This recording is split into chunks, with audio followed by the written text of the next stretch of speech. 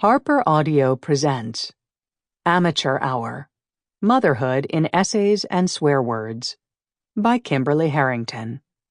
Read by Gabra Zachman. First,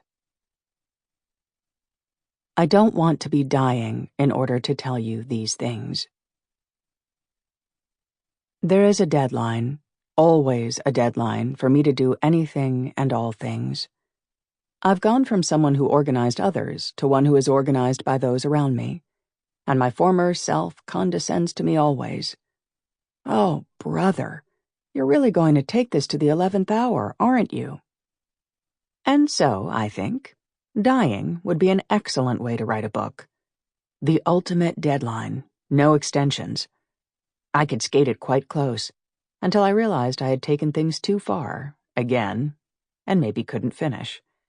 And I would be so mad at myself, as I always am, when I realize I've chosen pushing my luck over pushing myself.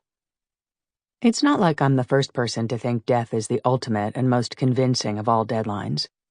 Neurosurgeon Paul Kalanithi, Professor Randy Pausch, and neurologist and writer Oliver Sacks delivered their final insights their way, a book, a talk, and essays that outlasted them. But I am not a dying man with a doctorate. I do not expect my death to be a bestseller. But I don't want or need to be dying in order to tell you that when you were born, my heart cracked right open. The dark things, the alone and sad things, they all slithered across the operating room floor and disappeared down the drain. I thought of ladybugs of all things, the first time I held you in my puffy and confused state, afraid to look at my stitches and afraid to admit the body has a purpose other than as a place to hang clothes. Those ladybugs were a sign.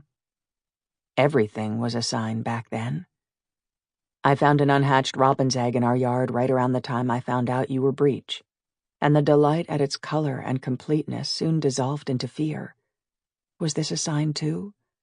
Were you doomed to die inside me? But you didn't. And later your sister didn't. So now there are two of you, signs be damned. How easy it is to forget the racing to the hospital to check for heartbeats, when before you and between you both there were none. How easy it is to forget that life-shortening worry now that I spend most of my time just wanting you to do your homework. How easy it is to forget there was a me before you both fully occupied all corners of my brain and fingers and guts, pulling and pushing, bruising. Sample complete. Ready to continue?